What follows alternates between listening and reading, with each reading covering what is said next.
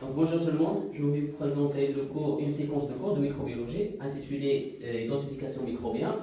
Donc, parmi les objectifs de cette séquence, déjà c'est de savoir les différents types de micro-organismes. Deuxième objectif, connaître le principe d'identification microbienne. Et on prend un exemple de la coloration virale. Et enfin, on va essayer de comprendre l'importance et l'utilité de l'identification microbienne. À la fin de cette séance, Inch'Allah, vous serez capable de maîtriser un certain nombre de compétences, par exemple la description, la comparaison, l'interprétation, la conclusion ou bien la déduction.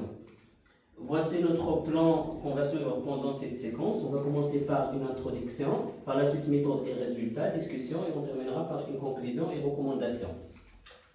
Donc, je vous propose une situation simple.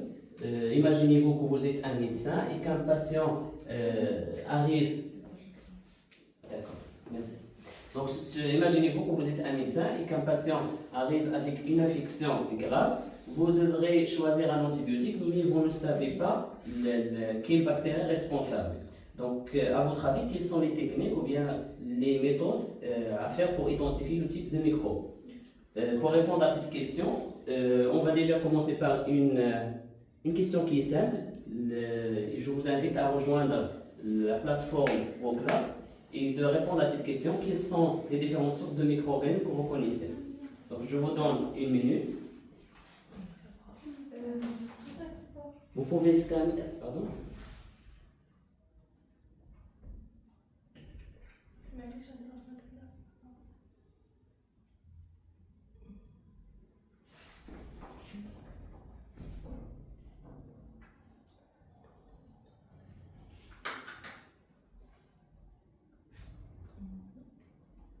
Donc voilà.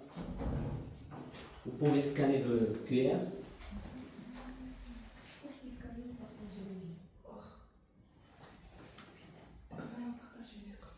C'est bon?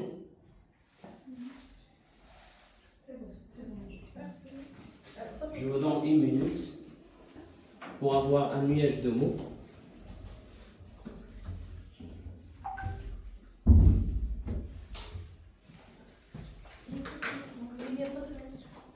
C'est vrai?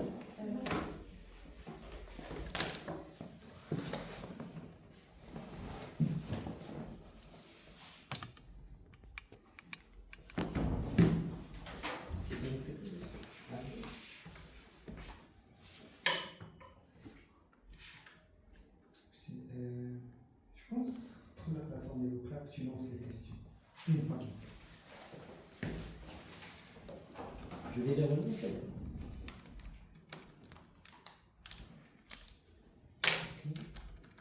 Afficher.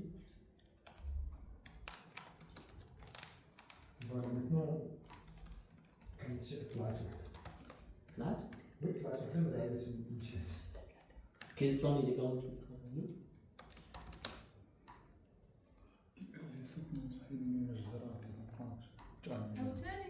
لا ماشي الصوت ناقص كاين ولكن الزرباج ما بقاش. Quelles sont les différentes sortes de... C'est bon? Donc vous pouvez répondre. Vous avez une minute pour répondre. Quels sont les différents microbes que vous connaissez?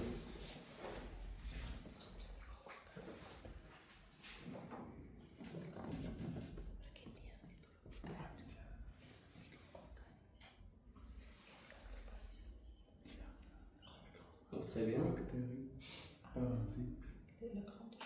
Je reçois des réponses, très bien. Vous pouvez mettre même deux réponses, trois.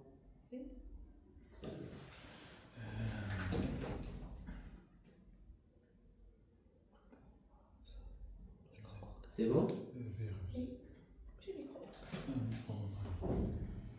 صافي كاين ثلاثة. Vas-y, pose la question. C'est bon, je passe? Une seule question. Oui, une seule question. Donc voilà, si vous voyez le nuage de mots, donc il y a des virus, des bactéries, des parasites, des champignons et des bactéries. Donc très bien, excellent. Donc voilà, il y a des bactéries. Donc généralement, ils ont les principaux micro-organismes.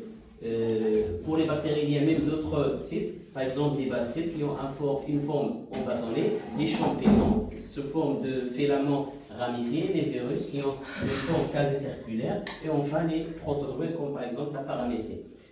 Maintenant, on passe à la question la plus importante, c'est quelles sont à votre avis les méthodes ou bien les techniques que vous connaissez pour identifier un microbe. Comme je viens de le dire, pour prescrire un antibiotique, le médecin doit y avoir le type de microbe pour prescrire un antibiotique adéquat. Donc vous pouvez scanner le code QR. Vous avez 1 minute pour répondre.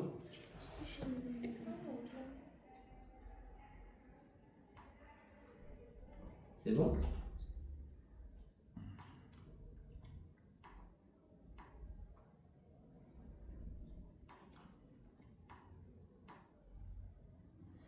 C'est accessible déjà? Oui.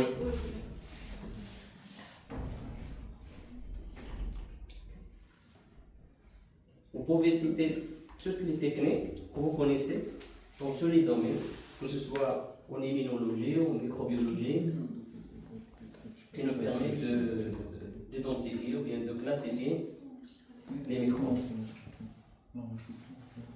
Culture. Vous pouvez mettre même 2 à 3 réponses. Il n'y a pas de souci.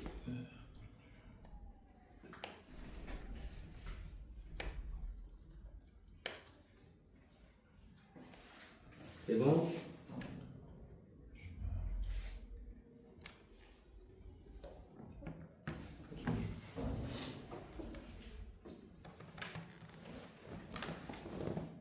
Je passe. Donc voilà, on a un nuage de mots. Donc si vous voyez, il y a plusieurs techniques. La culture, les tests rapides, mais il y a plusieurs tests rapides. Coloration gramme, la PCR, c'est une méthode de biologie moléculaire. La culture bactérienne, la culture cellulaire. Voilà. Donc aujourd'hui, on prend un exemple simple pour vous simplifier. Ça veut dire? C'est-à-dire l'isolement des bactéries. Par exemple, on peut isoler un microbe dans des boîtes qui contenant des milieux sélectifs pour sélectionner un type ou un autre. Par exemple, pour les grammes négatifs, par exemple, on utilise un milieu qui s'appelle VRB, qui contient un inhibiteur, c'est-à-dire qu'il ne laisse pousser que des bactéries grammes négatifs, ainsi de suite. Donc voilà, aujourd'hui on va se focaliser sur le test de Gram. Donc c'est une technique fondamentale en microbiologie qui sert à identifier les microbes. C'est une méthode mise au point par un scientifique qui s'appelle Christian Gram en 1884. Donc c'est une technique conjugale qui nous permet de classifier les bactéries en 2 catégories, gram positif et gram négatif. Donc déjà on va essayer de faire une petite récapitulation concernant les grammes positifs et les grammes négatifs. Donc si vous voyez ici, on a 2 bactéries, une à droite et une à gauche. La bactérie que vous voyez, ou bien la membrane, la paroi que vous voyez à droite, il s'agit d'une paroi de la bactérie gram positive, et à gauche, vous voyez la paroi d'une bactérie gram négative. Donc lorsqu'on dit la paroi, c'est-à-dire c'est une couche qui entoure la bactérie. Donc ici, si vous voyez bien, il s'agit d'une bactérie gram négative. On essaie d'agrandir la couche qui entoure la cellule bactérienne. Si vous voyez bien, il est composé de 2 membranes, une membrane interne et une membrane externe. C'est une membrane lipidique et à l'intérieur il y a des peptidoglycanes. Donc les peptidoglycanes, ils ont une seule qui est un peu fine. Par contre, pour les bactéries gram positives, donc si vous voyez, il contient une seule membrane cytoplasmique avec un peptidoglycane qui a une épaisseur beaucoup plus grande. Donc généralement pour catégorie, pour savoir de quel type de bactéries s'agit-il, on essaye de faire un test qui s'appelle test de coloration. Donc on essaye de préparer un frotté bactérien sur une lame. On prend la suspension bactérienne et on va essayer de l'étaler sur une lame. Par la suite, on va essayer d'ajouter des colorants. Donc le premier colorant qu'on peut ajouter, c'est le cristal violet, c'est clair. Donc il sert à colorer toutes les bactéries, mais il faut laisser en contact avec les bactéries pendant 1 minute. Par la suite, on passe à la deuxième étape, on utilise le ligand, très bien, ce qu'on appelle le mordage. Il sert à fixer le colorant, l'iode. Il forme un complexe iode et cristal. Donc si vous voyez toujours, toutes les bactéries sont colorées en violet. Par la suite, la troisième étape, c'est une étape qui est très critique. On ajoute l'alcool. L'alcool qui sert à dissoudre ou bien à déstabiliser la membrane lipidée. Qu'est-ce que vous voyez là-dessus? Décoloration. Voilà, des décoloration, bactéries. toutes les bactéries? Non. Gram négatif. Voilà, des bactéries gram négatives. Pourquoi à votre avis?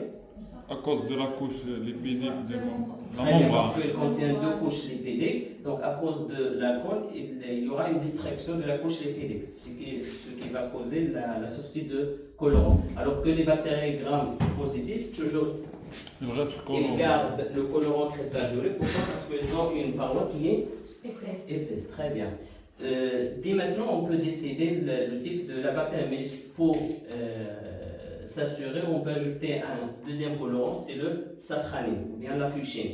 Généralement, les bactéries gram négatives, ils vont prendre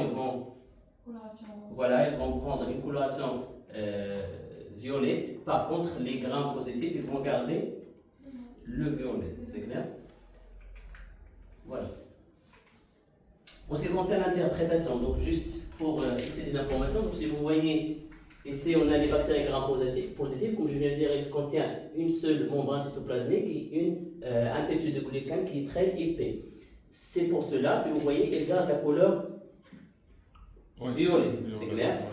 Donc les grammes positifs possèdent une paroi qui est très épaisse, riche en peptidoglycane. Donc si vous voyez, l'épaisseur elle est plus grande que celui de bactéries gram négatives.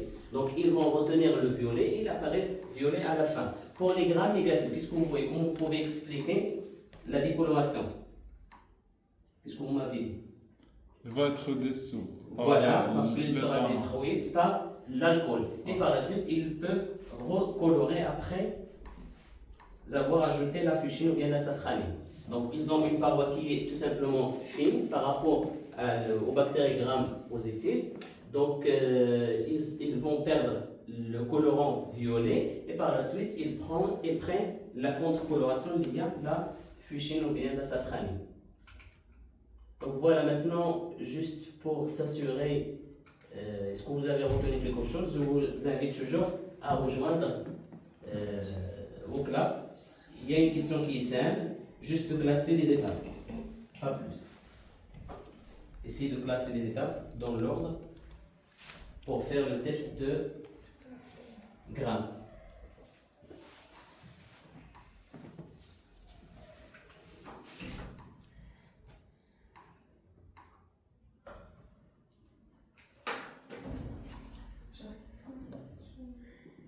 Une minute pour répondre. C'est juste la classification des étapes. Scanner, question 1. Non, elle est question 1. C'est une autre question. C'est bon?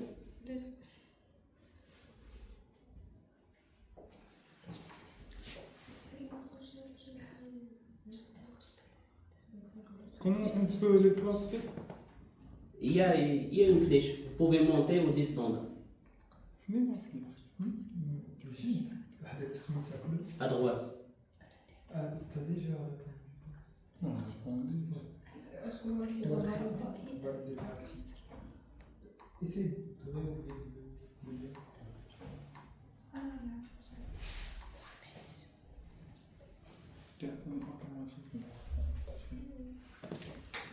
C'est bon? Oui, c'est bon.